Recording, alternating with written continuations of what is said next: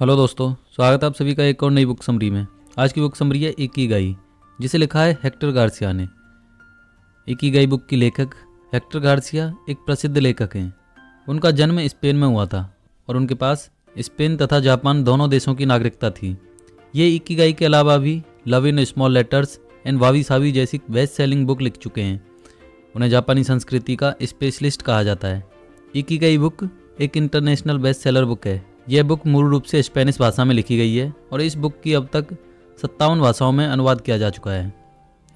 यह दुनिया की सबसे ज़्यादा भाषाओं में अनुवादित की जाने वाली किताब है। अगर आप दीर्घायु होने और खुशहाल जीवन जीने का जापानी रहस्य जानना चाहते हैं तो यह बुक आपके लिए है। ज़्यादातर लोगों को अपने जीवन का सही मकसद पता नहीं होता। उनके दिमाग में कुछ इस तरह के सवाल चलते रहते हैं, जैसे मेरे जीवन का उद्देश्य क्या है? क्या ज़्यादा सालों तक जिंदा रहना मेरे जीवन का लक्ष्य है? क्या ज़्यादा पैसा कमाना मेरे जीवन का मकसद है? अगर आपके मन में भी ये सवाल चल रहे हैं तो चिंता मत कीजिए, क्योंकि इकिगाई नाम की इस किताब में आपके इन सभी सवालों का जवाब मिल जाएगा। आज हम आपको इस वीडियो में इकिगाई के मीनिंग के माध्यम से खुशहाल और लंबी ज़िंदगी जीने के जापानी रहस्य बताने वाले हैं। दोस्तों, कुछ लोगों को अपने जीवन का मकसद पता होता है और वह उसे हासिल करने के लिए ही जीते हैं, लेकिन कुछ लोग ऐसे भी होते हैं जो अपनी पूरी ज़िंदगी दुविधा में रहते हैं और वे अपने मकसद से बिल्कुल अनजान रहते हैं। आखिर ऐसा क्यों होता है? अब हम यही जानने की कोशिश करेंगे। इकिगाई एक जापानी शब्द है और इसी शब्द में जापान के लोगों की लंबी आयु का रहस्य छिपा है। इकिगाई का सामान्य अर्थ हमेशा व्यस्त रहने से मिलने वाला आनंद है। जापान के ओकिनावा आइलैंड में सबसे ज़्यादा उम्र वाले लोग पाए जाते हैं और जिसका कारण है उनका इकिगाई। वहाँ के लोग अपना हर दिन इकिगाई के हिसाब से जीते हैं। दोस्तों, इस किताब का असली मकसद जापान के ओकिनावा आइलैंड के लोगों की लंबी उम्र का राज आपके सामने उजागर करना है और साथ ही आपको आपका एक इकिगाई ढूंढने में मदद करना है। ऐसे स्थानों को जहां लंबी आयु वाले लोगों की संख्या सबसे अधिक पाई जाती है उन्हें ब्लू जोन कहा जाता है और जापान का ओकिनावा आइलैंड ब्लू जोन की श्रेणी में पहले स्थान पर आता है। तो बिना किसी देरी के चलिए शुरू करते हैं आज की book summary Ikigai by Hector Garcia. दोस्तों, अगर आप इंटरनेट पर इकिगाई का मीनिंग सर्च करेंगे, जैसे इकिगाई का मतलब क्या है, आपको इसके अलग अलग अर्थ देखने को मिलेंगे। जैसे सुबह उठने की वजह, रीजन फॉर बीइंग आपके होने का उद्देश्य, जीने का उद्देश्य। वैसे इन सब का मतलब एक ही होता है और इसे आप ऐसे समझ सकते हैं, ऐसा कोई भी काम जिसे करने से आपको आनंद या खुशी का एहसास हो, जिससे आप लोगों की मदद कर सकें, जो काम आपको नई पहचान दिला सके और जिस काम को आप अपना व्यवसाय बनाकर पैसा कमा सकें। असल में वही काम आपका इकिगाई है। अब सवाल ये उठता है कि अपने इकिगाई की पहचान कैसे करें। दोस्तों, अगर आपको अपना इकिगाई मालूम नहीं है तो आप कुछ स्टेप्स के जरिए इसका पता लगा सकते हैं। अब हम आपको इकिगाई तलाश करने का तरीका बताने वाले हैं। हर इंसान का इकिगाई अलग अलग हो सकता है, लेकिन इकिगाई की पहचान करने का तरीका हर इंसान के लिए समान होता है। आप इन 4 स्टेप्स को फॉलो करके अपनी लाइफ के उद्देश्य यानी अपने इकिगाई को तलाश कर सकते हैं। तो चलिए अब बिना किसी देरी के इन 4 स्टेप्स को जान लेते हैं। Step number 1, passion.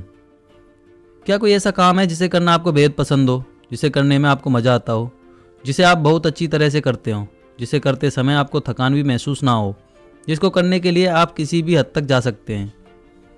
वास्तव में ऐसे काम को ही हम पैशन या जुनून कहते हैं। अभी आपको देखना है कि आपका पैशन क्या है। जैसे आपका पैशन सिंगिंग करना हो, डांसिंग करना हो या कुछ और हो। अपने पैशन को जानना ही अपने इकिगाई को तलाश करने का पहला स्टेप है। अब हम ये मानकर चलते हैं कि आपको अपना पैशन मालूम हो गया, तो सेकंड स्टेप है प्रोफेशन। अब बारी आती है दूसरे स्टेप की। इस स्टेप में आपको देखना होगा कि जो काम आपका पैशन है, क्या उस काम के लिए लोग आपको पैसे दे सकते हैं या उस काम को करने से आपको पैसे मिल सकते हैं। अगर आपका जवाब हाँ है तो आप अपने पैशन को अपना प्रोफेशन बना सकते हैं। ऐसा करने से आपकी लाइफ बहुत ही आसान हो जाएगी।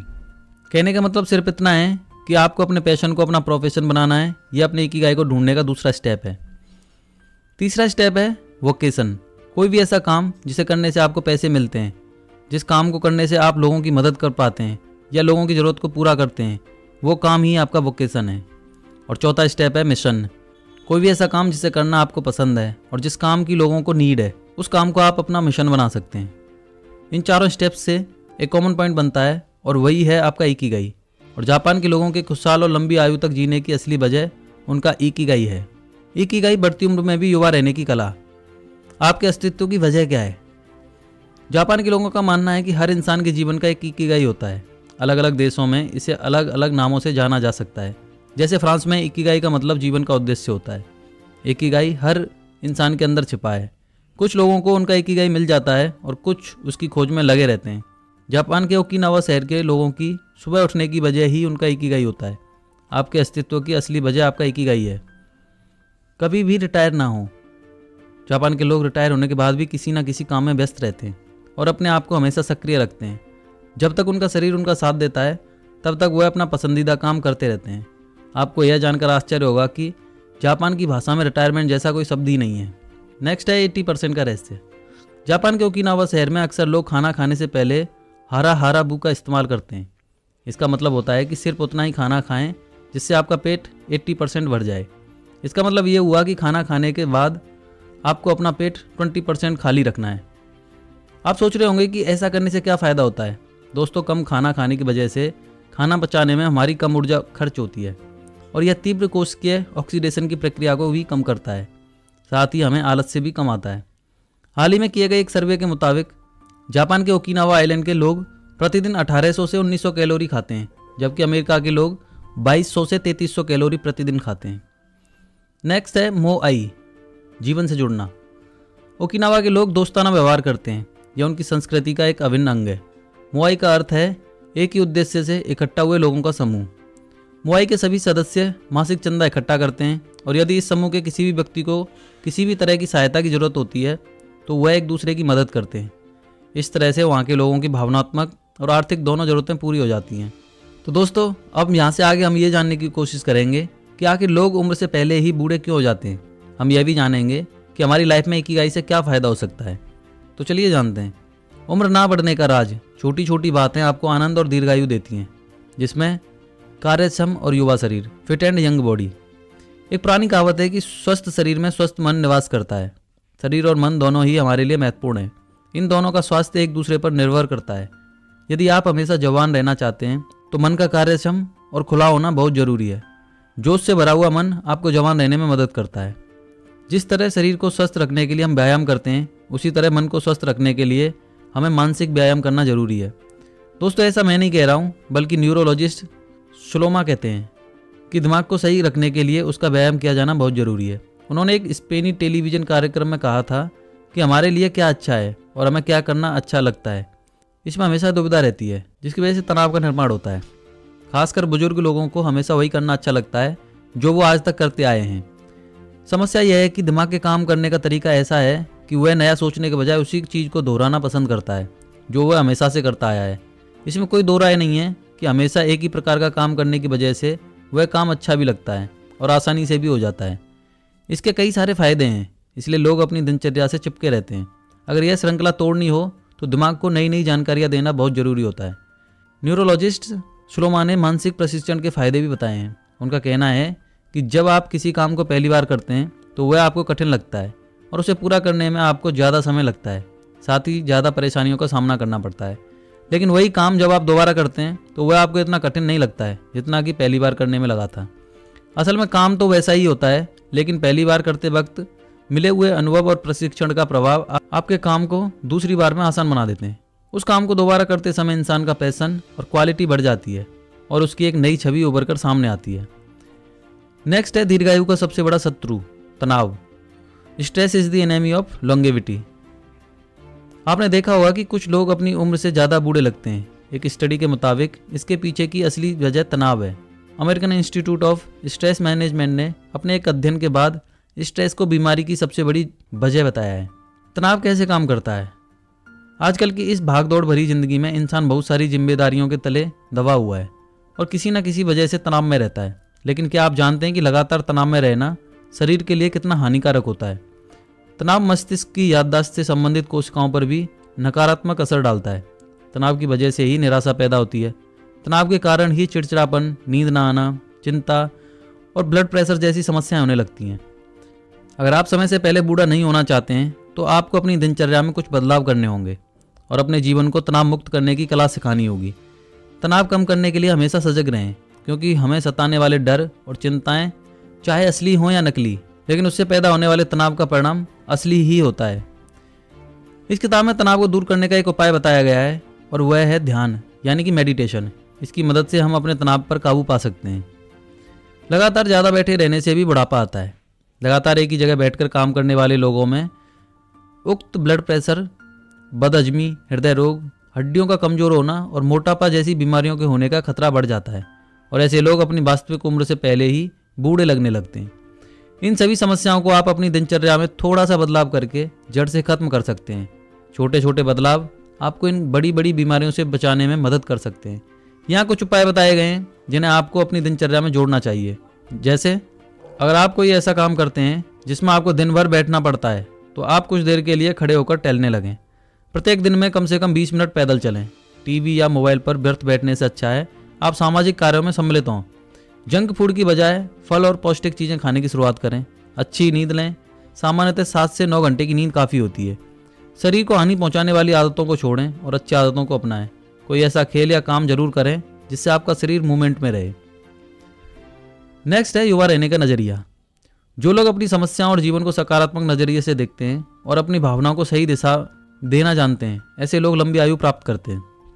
वर्ष 2014 में दुनिया के सबसे उम्रदराज व्यक्ति के तौर पर जाने गए 111 वर्षीय अलेक्जेंडर इमिच ने Guinness book of world record में नाम दर्ज होने के बाद अपनी लंबी उम्र का राज बताते हुए कहा कि बेशक अच्छे जीन्स मिलना लंबी आयु का एक कारण है, लेकिन एकमात्र वजह नहीं हो सकती, क्योंकि आप कैसा जीवन जीते हैं यह बात भी लंबी उम्र के लिए सबसे महत्वपूर्ण होती है। नेक्स्ट है लोगोथेरेपी से इकिगाई तक, लंबी आयु तक जीने की कला। तो इसमें आता है लोगोथेरेपी। लोगोथेरेपी क्या है? इसका सीधा सा जवाब है लोगोथेरेपी लोगों को उनके जीवन का मकसद ढूंढने में मदद करती है। विक्टर फ्रैंकल ने यह निष्कर्ष निकाला कि लोगों को जिंदा रहने के लिए किसी न किसी मकसद की जरूरत होती है। विक्टर फ्रैंकल का मानना है कि जब कोई इंसान अपने जीवन में किसी चीज़ को हासिल करना चाहते हैं तो उसे सुस्त जीवन जीना अच्छा नहीं लगता, बल्कि वह चुनौतियों से भरा जीवन जीना पसंद करता है। लेकिन आज के आधुनिक युग में इंसान वो काम नहीं करता जो उसे करना अच्छा लगता है, बल्कि वो उस काम को करता है जो उसे दूसरों के द्वारा बताया जाता है। आज के समय में ज़्यादातर लोग ऐसा ही कर रहे हैं। लोग पैसों के लिए ज़िंदगी भर ऐसा काम करने के लिए तैयार हो जाते हैं जिसे करना उन्हें बिल्कुल भी पसंद नहीं होता है, जिसकी वजह से कई बार ऐसी परिस्थितियां पैदा हो जाती हैं कि इंसान के दिमाग में आत्महत्या करने जैसे विचार आने लगते हैं। हर किसी के पास असाधारण महान कार्य करने की क्षमता होती है। आप अपने लक्ष्य को हासिल करेंगे या नहीं, यह इस बात पर निर्भर नहीं करता है कि आप किस परिस्थिति में हैं, बल्कि यह इस बात पर निर्भर करता है कि आप उस परिस्थिति में क्या निर्णय लेते हैं। नेक्स्ट है मोरिता थेरेपी। मोरिता थेरेपी जीवन उद्देश्य के आधार पर जापान में विकसित की गई थेरेपी है। इस थेरेपी में इंसान की भावनाओं को जानकर उनको स्वीकार करने की सलाह दी जाती है, क्योंकि ऐसा माना जाता है कि भावनाएं हमारी क्रियाओं को दिशा देती हैं। मोरिता थेरेपी के 3 मूल सिद्धांत हैं, जिनमें पहला है अपनी भावनाओं को स्वीकार करें, दूसरा है जो कर रहे हैं वो ही करें, तीसरा है अपने जीवन उद्देश्य की खोज करें। मोरिता थेरेपी लगभग 15 से 30 दिन तक चलती है और इसमें 4 स्टेप्स होते हैं। पहला है अलग रहना और आराम करना, दूसरा है हल्का पेशेवर प्रशिक्षण, तीसरा है पेशेवराना थेरेपी, चौथा है सामाजिक और वास्तविक दुनिया से जुड़ना।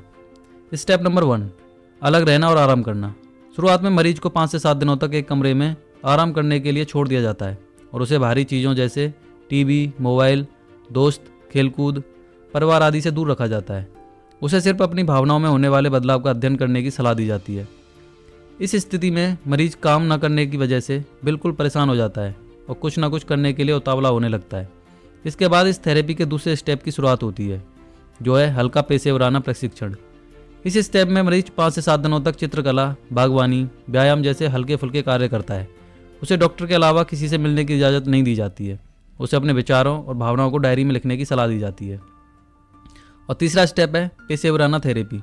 इस स्टेप में मरीज को 5 से 7 दिनों तक शारीरिक रूप से कुछ कठिन कार्य करने होते हैं।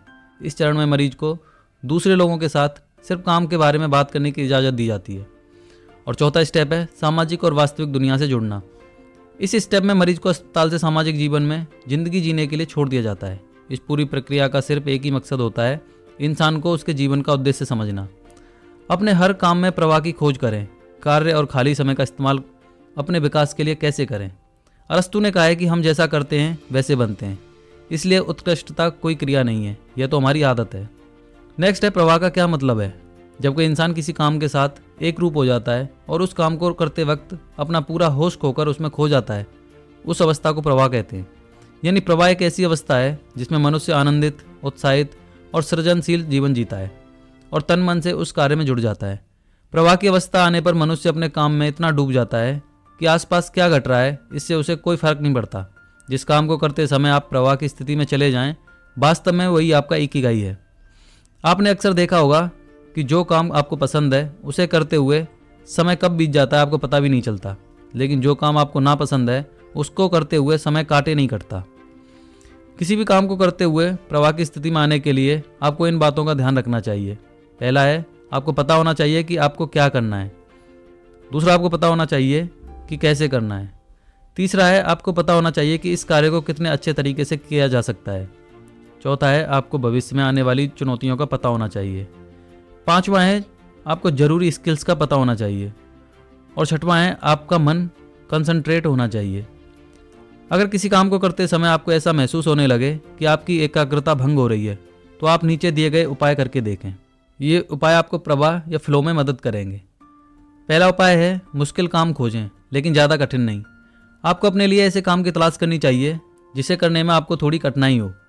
आपके आराम के दायरे से वह काम थोड़ा बाहर होना चाहिए, क्योंकि यदि आप अपने लिए बेहद आसान काम चुनेंगे तो उसे करने में आपको मज़ा नहीं आएगा और वह काम कुछ समय बाद आपको बोरिंग लगने लगेगा।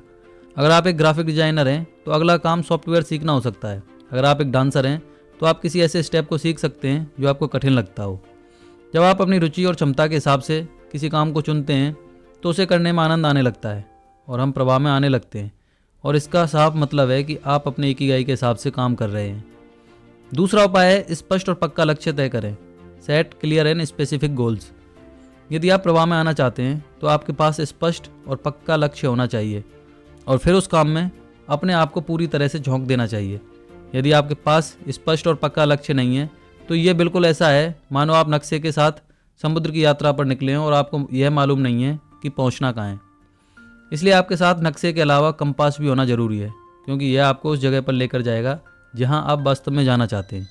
यदि आपका लक्ष्य बड़ा है तो उस लक्ष्य को छोटे छोटे टुकड़ों में बांट लें और फिर उसके एक एक टुकड़े पर पूरी ताकत से हमला करें। तीसरा उपाय है, एक ही लक्ष्य पर ध्यान केंद्रित करें। आजकल ज़्यादातर लोगों की समस्या है मन का विचलित होना। जब आप किसी काम को करते हैं तो आपका ध्यान इधर उधर भटकने लगता है। अक्सर आपने देखा होगा कि कई बार लोग खाना खाते हुए मोबाइल या टीवी में इतने व्यस्त हो जाते हैं कि उन्हें पता ही नहीं होता है कि खाना वास्तव में कैसा था या उस खाने में नमक कम था या ज़्यादा। कुछ लोगों को यह गलतफहमी होती है कि वे एक साथ एक से ज़्यादा काम करने की वजह से अपना समय बचाते हैं, लेकिन यह साबित हो चुका है कि ऐसे लोगों की कार्य क्षमता बाकी लोगों के मुकाबले कम हो जाती है। इसलिए काम करते समय आपका ध्यान सिर्फ अपने काम पर केंद्रित होना चाहिए। यह फ्लो हासिल करने की सबसे इम्पोर्टेंट ज़रूरत है। किसी भी काम को कंसंट्रेट होकर करने के लिए इन बातों का होना बहुत ज़रूरी है। पहला, अच्छा माहौल। दूसरा, आत्मविश्वास। और तीसरा, ध्यान या मेडिटेशन। दीर्घायु मास्टर्स, विश्व के सबसे दीर्घायु लोगों का महत्वपूर्ण मार्गदर्शन।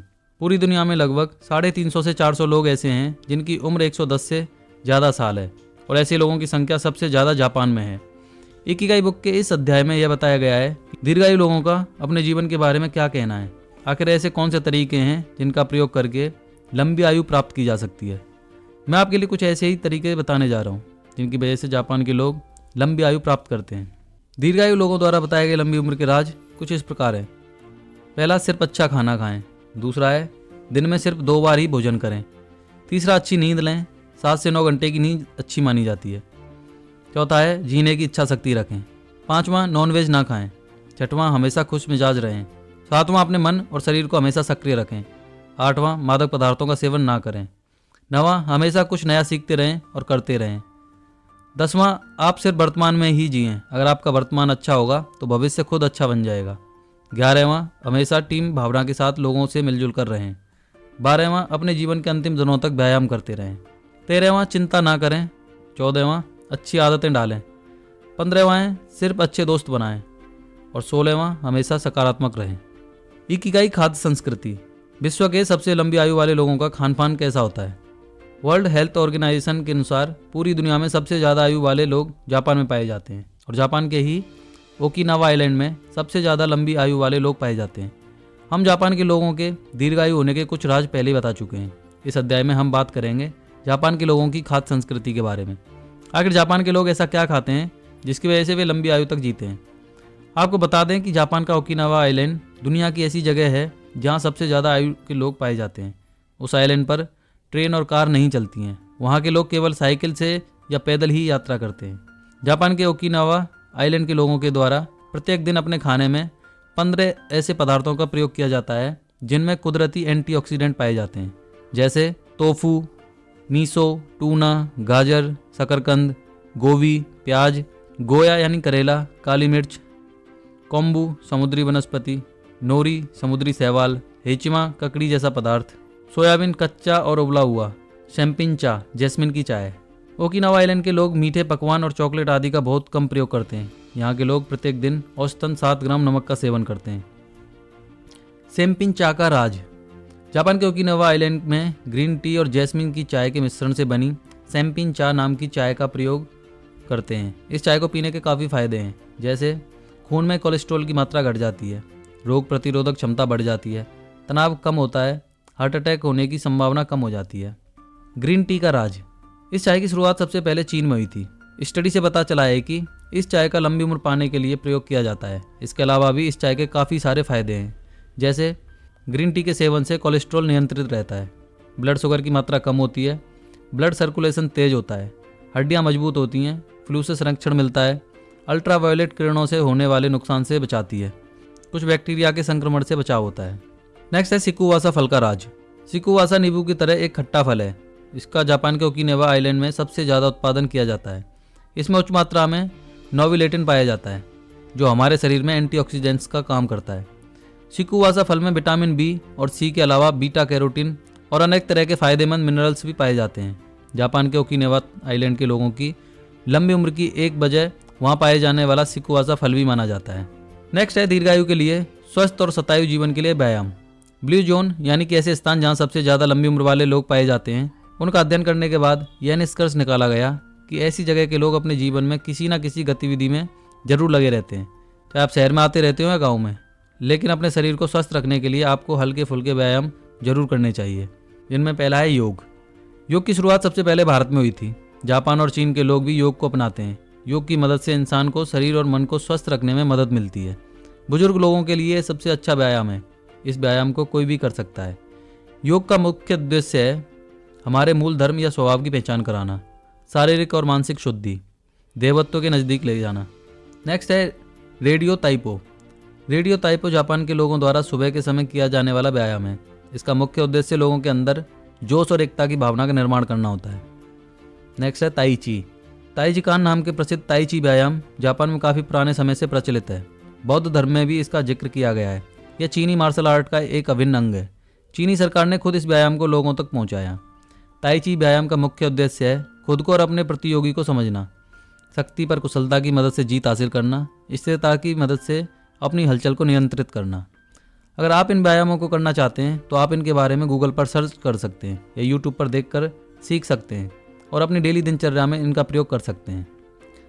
नेक्स्ट है दृढ़ता और वावी सावी। चुनौतियों का सामना कैसे करें। दृढ़ता।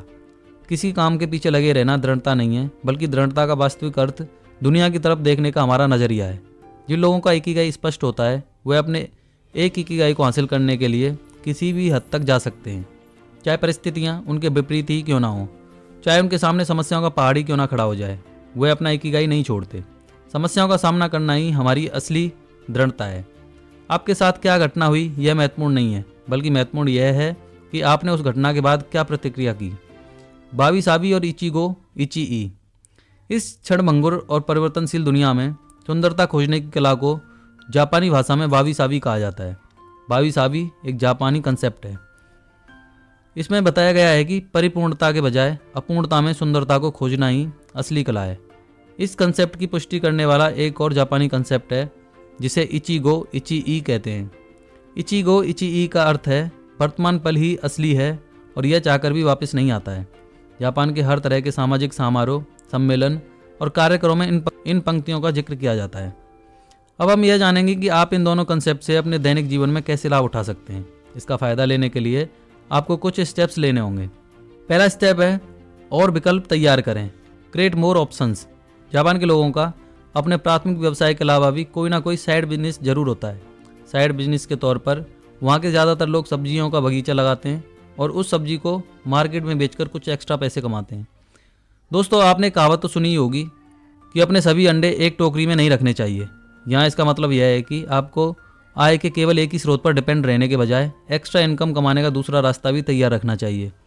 जरा सोच कर देखो कि अगर यह अंडों की टोकरी गिर गई तो आपके सारे अंडे नष्ट हो जाएंगे। ऐसा ही कुछ हमारी असल ज़िंदगी में होता है। मान लो आप कोई नौकरी कर रहे हैं और आपके परिवार की सारी ज़रूरतें उसी नौकरी से पूरी होती हैं और किसी कारणवश आपकी वह नौकरी छूट जाए तो उस परिस्थिति में आप क्या करेंगे? इसलिए आपके पास इनकम का दूसरा सोर्स होना बहुत ज़रूरी है ताकि किसी भी विषम परिस्थिति में आपको हताश ना होना पड़े। नेक्स्ट स्टेप है जीवन में छोटे जोखिम जरूर उठाएं। जिंदगी में कुछ बड़ा करने के लिए रिस्क लेना जरूरी है, लेकिन आप ध्यान रखें कि आप शुरुआत में कोई बड़ा रिस्क ना लें। आप अपनी शुरुआत छोटे जोखिम उठाकर कर सकते हैं। नेक्स्ट स्टेप है कमज़ोर बनाने वाली चीज़ों से हमेशा दूर रहें। आपको सबसे पहले अपने आप से यह सवाल पूछना चाहिए कि कौन सी चीज़ें आपको कमज़ोर बना रही हैं, और जब आपको इस सवाल का जवाब मिल जाए तो आपको हर उस चीज़ से दूर हो जाना चाहिए जो आपको कमज़ोर बना रही है। इकिगाई के महत्वपूर्ण नियम। ओगिमी लोगों से मिलने और उनसे बातचीत करने के बाद इस बुक के लेखक ने हमें इकिगाई के 10 नियम दिए हैं जो इस प्रकार हैं। पहला है हमेशा कार्यरत रहें और कभी भी रिटायर ना हो। दूसरा है जल्दबाजी ना करें। तीसरा है पेट भरकर ना खाएं। चौथा है अच्छे दोस्तों से घिरे रहें। पांचवा है मुस्कुराएं या खुश मिजाज रहें। छठवां है अपने अगले जन्मदिन पर ज़्यादा तंदुरुस्त बनने का प्रयास करें। सातवां है ईश्वर से जुड़ें। आठवां है धन्यवाद दें। नौवां है वर्तमान में जिएं। और 10वां है अपना जीवन अपने इकिगाई के मुताबिक जिएं। तो इसी के साथ इस बुक का कंक्लूजन देख लेते हैं। दोस्तों, आज आपने इकिगाई बुक के माध्यम से इकिगाई के बारे में जाना। साथ ही आपने इस बुक में दीर्घायु होने और खुशहाल जिंदगी जीने के जापानी सीक्रेट के बारे में भी जाना। उम्मीद करता हूँ कि आपको ये समरी पसंद आई होगी। तो दोस्तों, ये बुक समरी तो यहीं समाप्त होती है। अगर आपको इस बुक समरी से संबंधित कोई भी सवाल या सुझाव है तो वह आप हमें कमेंट सेक्शन में बता सकते हैं। साथ ही ये भी बता सकते हैं कि आपको इस बुक समरी का कौन सा पॉइंट, कौन सी बात अच्छी लगी है और नेक्स्ट बुक समरी आप कौन सी सुनना चाहते हैं। अगर आपको हमारी मेहनत पसंद आ रही है तो हमें एनकरेज करने के लिए हमारे चैनल को सब्सक्राइब करें। साथ ही वीडियो को लाइक करें और शेयर करें। मिलते हैं नेक्स्ट बुक समरी में। जय हिंद, जय भारत।